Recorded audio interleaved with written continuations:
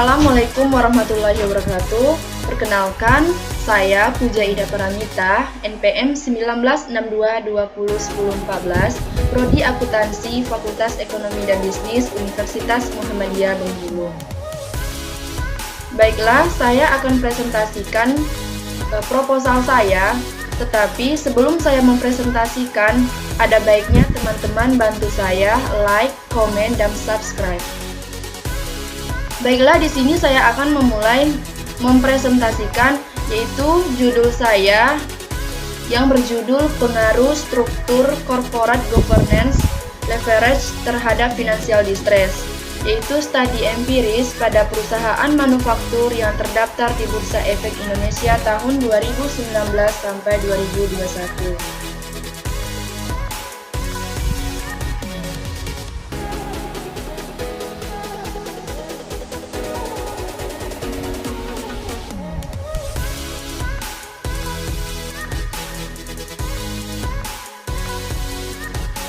Selanjutnya itu ada slide kedua, yaitu membahas tentang latar belakang dari judul proposal tersebut. Di sini ada financial distress ialah suatu kondisi di mana suatu perusahaan akan mengalami kesulitan keuangan sebelum akhirnya terjadi kebangkrutan. Beberapa tanda kesulitan keuangan termasuk peningkatan biaya modal, persyaratan yang lebih ketat dari kreditur dan termasuk untuk pembiayaan perusahaan, penurunan arus kas, peningkatan leverage keuangan, dan perubahan reguler karyawan. Kunci kesulitan tersebut disebabkan oleh sistem operasional yang tidak efisien dan tidak efektif, kekurangan kondisi pasar, serta salah satu urus perusahaan. Sebagai fenomenanya, itu ada Bank Indonesia, itu industri manufaktur terkena dampak krisis yang cukup parah. Adanya krisis global ini berdampak pada perusahaan dalam negeri, yaitu menyebabkan penghapusan perusahaan atau delisting dari Bursa Efek Indonesia yang disebabkan oleh kesulitan keuangan. Kesulitan keuangan sebagai keadaan di mana kondisi finansial perusahaan yang terus menurun sebelum adanya kebangkrutan atau likuiditas. Berdasarkan data pengamatan Bursa Efek Indonesia, selama 10 tahun terakhir, lebih dari 40 perusahaan terdelisting dari Bursa Efek Indonesia. Dan juga pada 3 tahun terakhir dari tahun 2017 sampai 2019 terdapat 8 perusahaan yang mengalami delisting. Dapat dikatakan keadaan perusahaan nasional di Indonesia rawan termasuk kesulitan keuangan. Seiring dengan perkembangan perekonomian di Indonesia yang semakin maju, memaksa perusahaan untuk selalu berinovasi dan melakukan ekspansi usaha agar dapat bertahan dalam persaingan.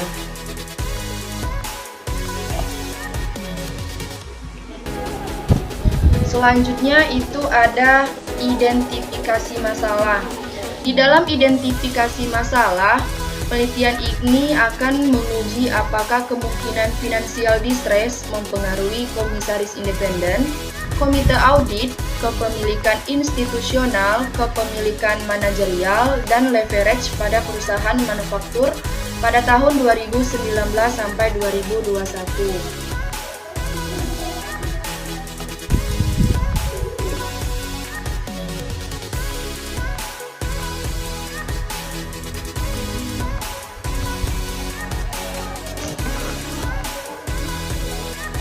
Selanjutnya itu ada rumusan masalah. Di rumusan masalah itu ada 5 masalah dari financial distress tersebut. Itu 1, apakah komisaris independen berpengaruh terhadap kemungkinan financial distress? Yang kedua, apakah komite audit berpengaruh terhadap kemungkinan financial distress? Yang ketiga, apakah kepemilikan institusional berpengaruh terhadap kemungkinan financial distress? Yang keempat, apakah kepemilikan manajerial berpengaruh terhadap kemungkinan financial distress? Dan yang terakhir, apakah leverage berpengaruh terhadap kemungkinan financial distress?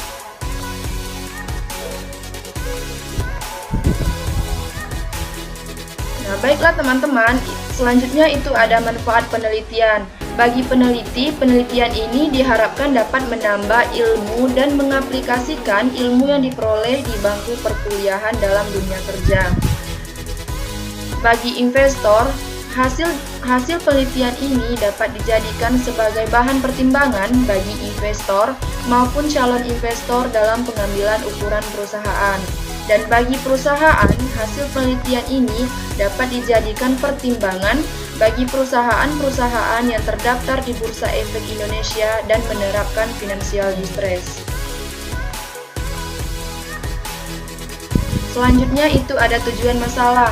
Berdasarkan latar belakang yang saya bahas tadi dan rumusan masalah, maka penelitian ini bertujuan untuk menguji pengaruh financial distress terhadap komisaris independen, komite audit, kepemilikan institusional, kepemilikan manajerial, dan leverage pada perusahaan manufaktur yang terdaftar di Bursa Efek Indonesia 2019 sampai 2021. Selanjutnya kita ada kajian teori. Di situ dari proposal saya memakai teori keagenaan.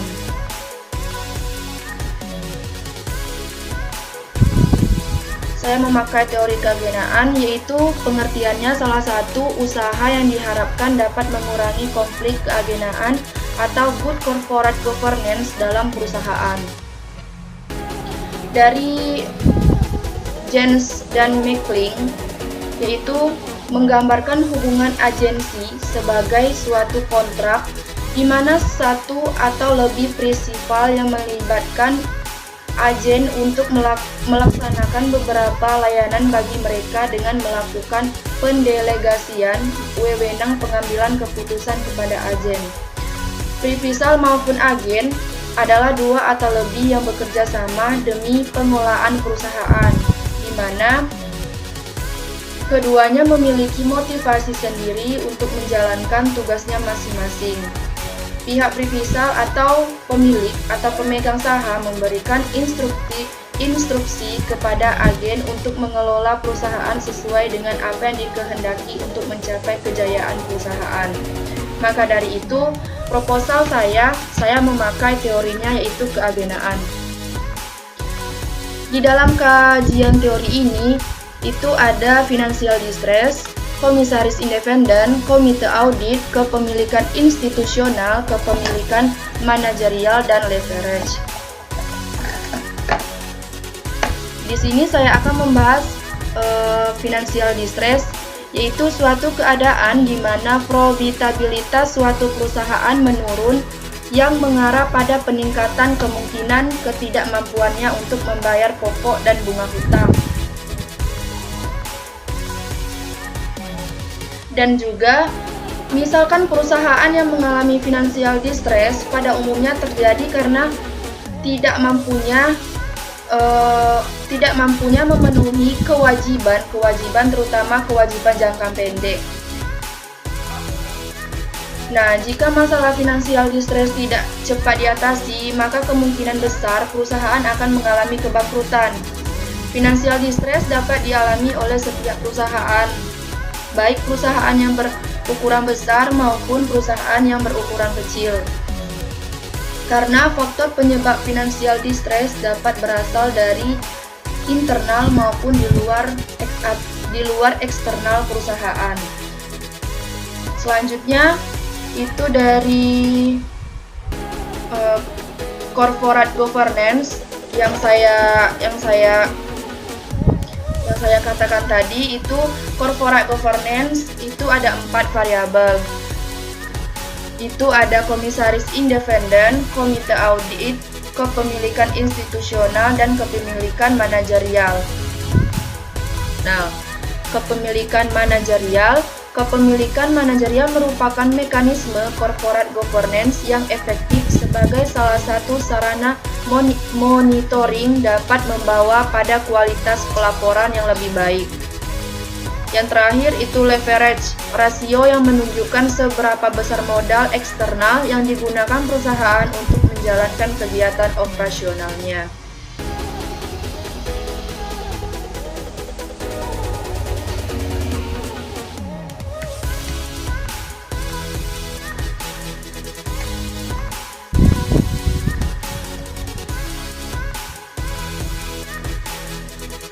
Selanjutnya itu ada penelitian terdahulu. Di sini saya memakai judul atau penelitian dari Afifia dan Musli tahun 2018 yang berjudul Pengaruh Leverage, Profitabilitas, dan Good Corporate Governance terhadap Financial Distress. Rumusan masalahnya itu apakah ada pengaruh leverage, profitabilitas, dan corporate governance terhadap financial distress pada perusahaan sektor pertambangan yang terdaftar di Bursa Efek Indonesia tahun 2012 sampai 2016. Metode penelitiannya yaitu jenis penelitian kuantitatif, metode analisis regresi logistik dengan menggunakan software SPSS 21, hasil dari kelayakan regresi, goodness of fit test, kelayakan model, uji rasio kemungkinan. Hasil dari penelitian Afifia dan Musli 2018 itu menunjukkan bahwa leverage, profitabilitas, dan good corporate governance memiliki pengaruh secara simultan yang signifikan terhadap financial distress. Secara parsial, leverage, Dewan Komisaris Independen, dan kepemilikan institusional tidak memiliki pengaruh yang signifikan terhadap financial distress. Profitabilitas dan kepemilikan manajerial memiliki pengaruh yang signifikan terhadap financial distress. Selanjutnya itu ada kerangka berpikir.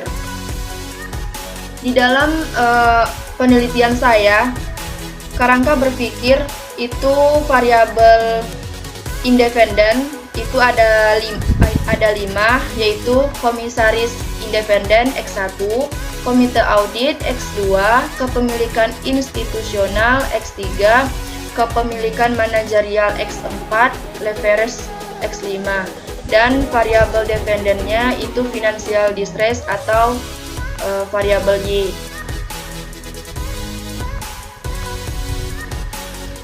Selanjutnya ada hipotesis penelitian.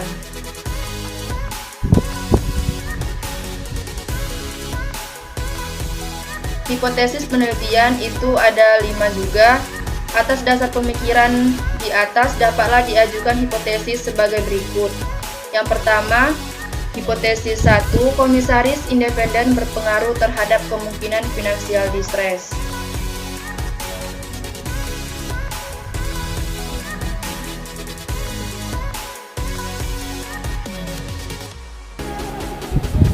Karena komisaris independen merupakan mekanisme corporate governance yang dapat mengurangi masalah dalam teori agensi yang disebut agency problem. Komisaris independen menunjukkan keberadaan wakil dari pemegang saham secara independen dan juga mewakili kepentingan investor. Dengan adanya komisaris independen, maka kepentingan pemegang saham baik mayoritas dan minoritas tidak diabaikan, karena komisaris independen lebih bersikap netral terhadap keputusan yang dibuat oleh pihak manajer. Umumnya perusahaan dengan proporsi komisaris independen yang lebih besar akan memiliki tata kelola perusahaan yang lebih. Penelitian yang dilakukan itu M. Rinaldi 2007 juga menyatakan sebagai banyak jumlah komisaris independen dalam suatu perusahaan akan semakin kecil potensi terjadinya kesulitan keuangan karena pengawasan atas pelaksanaan manajemen perusahaan lebih mendapat pengawasan dari pihak independen.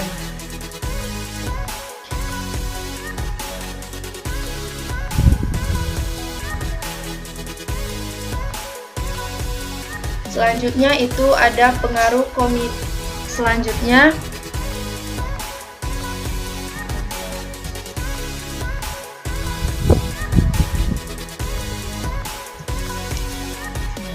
Selanjutnya hipotesis kedua yaitu komite audit berpengaruh terhadap kemungkinan terjadinya financial distress.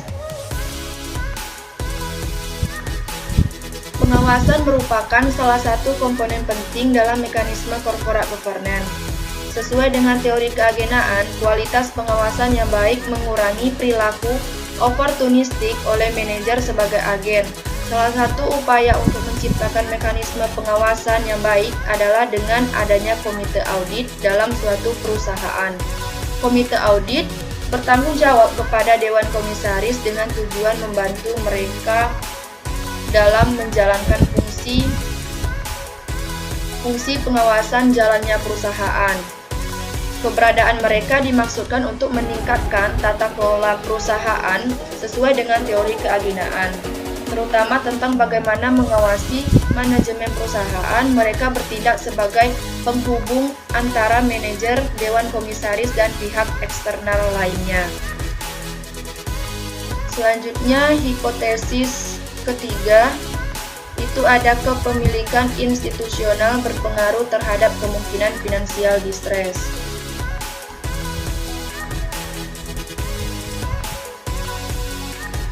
Menurut Jens dan McLean 1976 menyatakan ada dua jenis asymmetric information, yaitu adverse selection dan moral hazard. Adverse selection terjadi ketika pihak pemilik atau prinsipal tidak mengetahui keputusan yang diambil oleh agen tentang strategi perusahaan, apakah sudah didasarkan pada perintah prinsipal atau menjadi sebuah kelalaian dalam pengambilan keputusan. Sedangkan moral hazard adalah keadaan di mana agen tidak melaksanakan perintah dari prinsipal. Nah, dari kepemilikan manajerial pada perusahaan diharapkan dapat menurunkan konflik-konflik keagenaan tersebut karena kepemilikan manajemen menunjukkan bahwa perusahaan memiliki kalangan pengelola perusahaan sendiri. Dengan kata lain, para pemilik ini juga berfungsi sebagai pengelola perusahaan tersebut.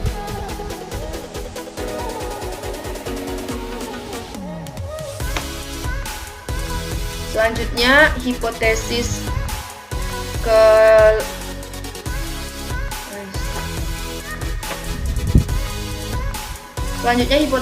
kelima itu ada leverage berpengaruh terhadap kemungkinan financial distress. Leverage adalah salah satu rasio yang menandakan kemampuan suatu perusahaan untuk memenuhi kewajiban baik jangka pendek maupun jangka panjang. Semakin besar rasio leverage pada perusahaan, maka semakin tinggi pula nilai hutang suatu perusahaan.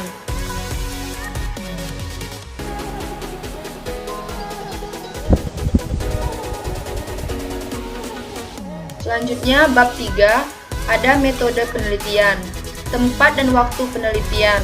Penelitian ini akan dilaksanakan pada perusahaan manufaktur yang terdaftar di Bursa Efek Indonesia tahun 2019 sampai 2021 melalui website resminya yaitu www.idx.co.id. Selanjutnya ada populasi dan sampel.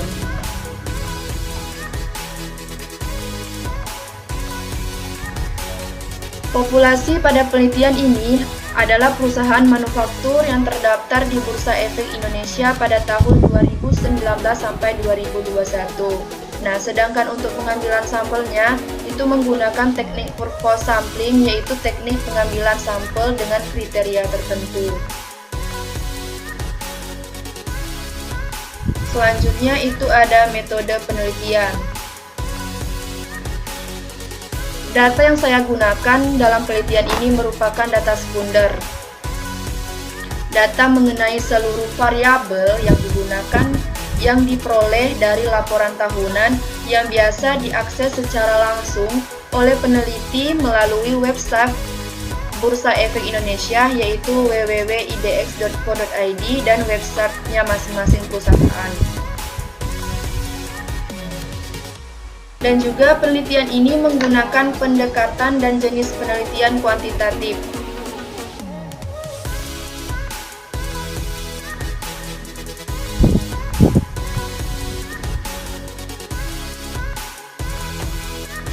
Selanjutnya itu ada tahapan analisis. Tahapan analisis itu ada 4. Maaf sebelumnya saya salah karena angka yang saya yang saya buat di PPT itu belum saya ubah.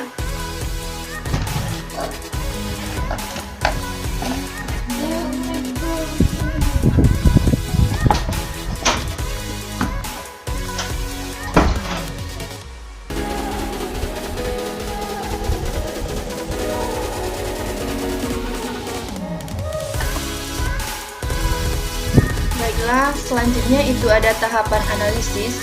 Di sini saya memakai 4 teknik analisisnya, yaitu pertama statistik deskriptif, uji hipotesis, yang ketiga menilai kelayakan model goodness of fit test, dan uji kelayakan keseluruhan model atau overall fit model test.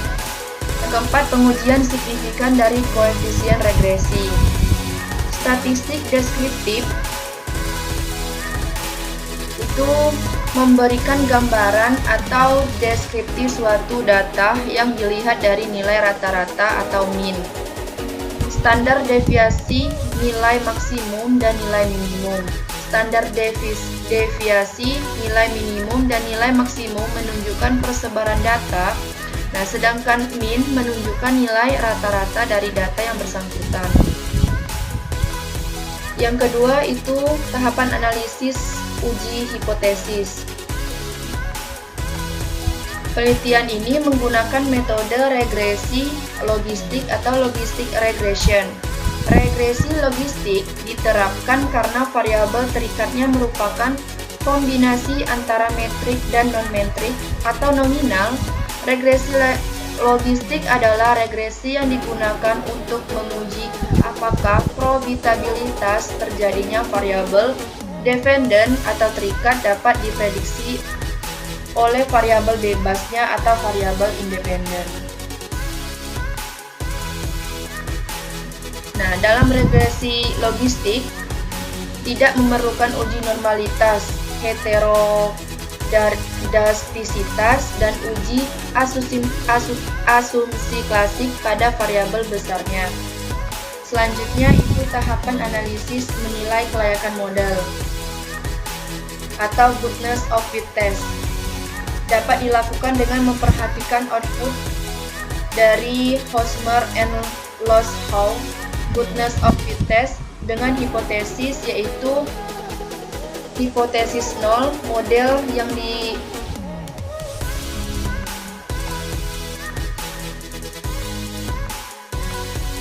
saya ulangi lagi. Dengan hipotesis H0, model yang dihipotesiskan fit dengan data. Hipotesis A, model yang dihipotesiskan tidak fit dengan data. Dalam bukunya Ghazali, itu menjelaskan bahwa saat nilai statistik Hosmer atau Loshow goodness of fit test sama dengan atau kurang dari 0,01, maka hipotesis 0 ditolak. Artinya terdapat perbedaan signifikan antara model dengan nilai observasinya, sehingga goodness fit model tidak baik karena model tidak dapat memprediksi nilai observasinya. Selanjutnya itu ada jika nilai statistik Hosmer and Loshow goodness of fit test lebih besar dari 0,05, maka hipotesis 0 tidak dapat ditolak dan berarti model mampu memprediksi nilai observasinya, atau dapat dikatakan bahwa model dapat diterima karena sesuai dengan data observasinya. Selanjutnya itu ada uji kelayakan keseluruhan model atau overall fit model test.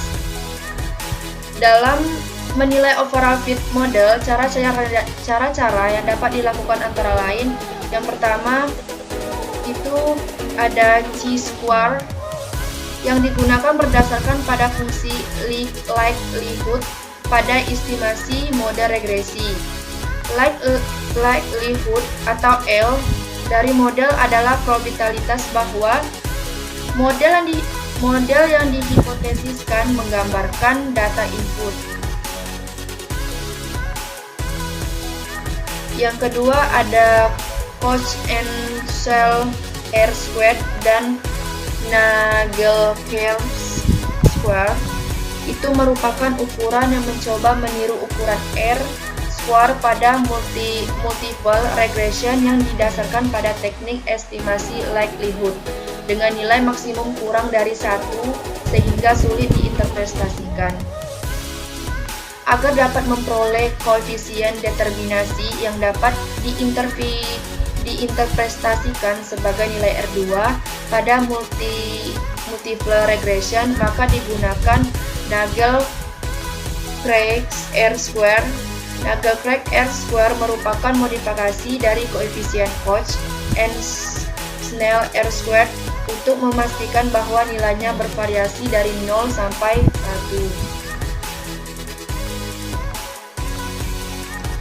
Selanjutnya itu ada pengujian signifikan dari koefisien regresi. Di dalam pengujian koefisien regresi itu dilakukan untuk menguji seberapa jauh semua variabel independen yang dimasukkan dalam model yang mempunyai pengaruh terhadap kemungkinan perusahaan yang mengalami financial distress. Koefisien regresi logistik dapat ditentukan dengan menggunakan p-value profitability value, yakni A tingkat signifikan A yang digunakan yaitu 1% atau 0,01, 5% atau 0,05 dan 10% atau 0,1. Yang B itu kriteria penerimaan dan penolakan hipotesis didasarkan pada signifikan p-value. Jika p-value signifikan lebih besar A, maka hipotesis alternatif ditolak. Sebaliknya, jika p-value lebih kecil A, maka hipotesis alternatif diterima.